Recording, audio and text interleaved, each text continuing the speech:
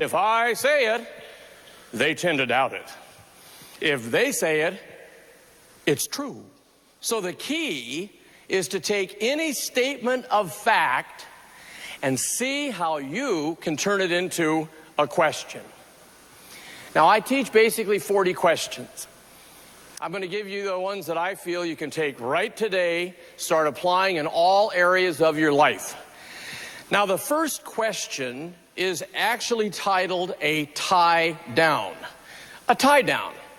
Now, the tie down is defined as a question at the end of a sentence that demands a yes response. In other words, it's a way of getting yeses, isn't it? That was one, wasn't it? I did it again, didn't I? You're catching on, aren't you? They're kind of fun, aren't they? You can make this a speech habit with practice, can't you?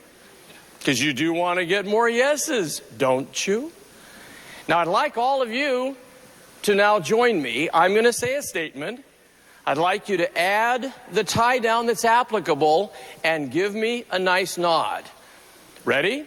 Investing in a quality product makes sense, doesn't it? Gosh, they've got to say yes to that. They won't say, oh no, we're looking for something that just breaks all the time. Haven't you got a real rotten product to talk to me about? No, they'll say yes to that. So that's the tie down. Now have fun with that. Don't overuse it though. See, some people go, boy, I love that, isn't it, doesn't it, wasn't it, couldn't it, wouldn't it, shouldn't it, can't you, won't you, don't you, I love that thing. But then they overuse it, and now you're getting pushy. Here's a general rule for you in sales. For every hour presentation, use no more than 2 tie downs in the presentation. That would be your maximum, or you're moving from giving them a good opportunity to say yes to getting pushy and controlling, and people don't want that today. All right? Our next question technique is one of my very favorites, and it's actually called the alternate of choice. Now, the alternate of choice, the definition is this. It's a question with 2 answers. Either answer they choose is a minor agreement leading towards the major decision. So you're always trying to give them 2 questions. 2 questions, you say. And of course, the key to this thing is they must know the answers. This is very important. And the answers must confirm the fact they're going ahead. Now, let me give you the best uses of it. It can be time you meet someone. See, if you say to many people in business, when can we get together? Now, you that are in sales, you're the last person they may want to meet. And they'll stall you. Oh, call me next week. Call me next month. That's why you want to smile and just say this nice question to them. Just look at them and use their name. John, I'm available to meet with you today at 3, or would tomorrow at 9 be better? Now they can't say yes or no. Take a 3, take a 9. Either way, I'm going to meet with you. You can use them on location. Would you like to come to my facility, or should I visit you at your home? They can't say yes or no. Take a choice, home or office. They're wonderful. Have fun with these 2. I'd love you to just say, I'm going to take these and teach them to my kids. My 3 children knew all the questions before they were 10 years of age. And they are different today. I can remember my little 8-year-old daughter, Tasha. Now, most 8-year-olds, when they go to the market with Dad, they would say, Dad, can I have an ice cream? Not Tasha. She'd say, Dad, which would you prefer I have today? A fudgesicle or a popsicle?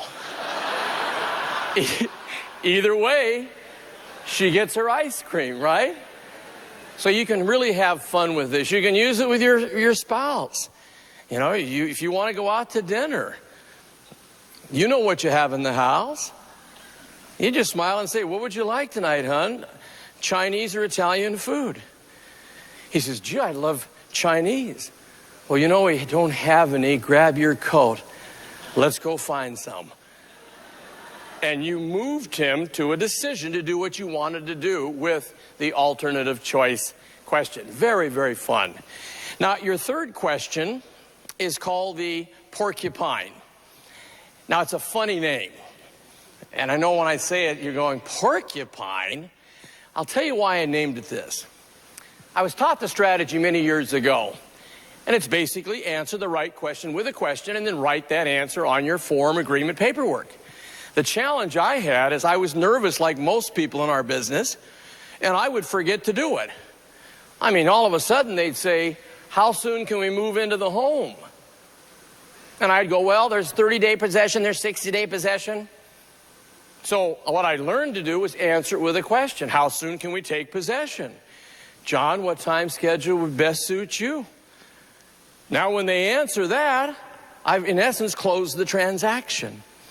And I called it the porcupine because I started saying I won't forget it if I visualize they threw a live porcupine in my lap. Now, what would you do if I did? I threw a live porcupine right at, what would you do with it? You'd throw it back. That's what we do with the right questions. Let me throw some at you. Ready? Do you have one in blue?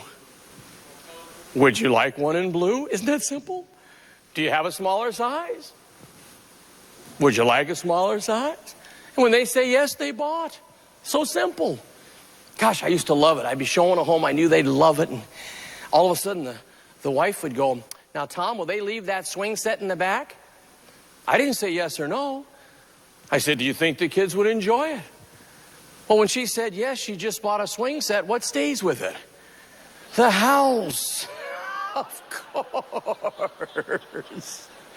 So it's a real fun technique. And again, you in sales, I see so many lost sales because people ask a question they would only ask because they want the product, and the people don't answer it with a question. They've lost that sale. So get sensitive to the porcupine.